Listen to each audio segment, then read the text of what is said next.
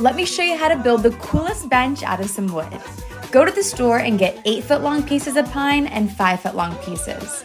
Take those 8-foot long pieces and you're gonna cut them down into tons of 18-inch pieces and 14-inch pieces. Once you make the cuts, you're gonna build this bench by alternating them and adding in a 5-foot long piece in between each. I used no more nails and my Ryobi nail gun to make sure it was nice and secure. Once it's built, use some body filler to fill in the cracks, sand it down smooth, and make sure you curve those edges for that Scandinavian vibe. Next, choose your favorite stain. I'm using Dixie Belle's Voodoo Stain and Au Naturel, and it gives the best bleach wood effect.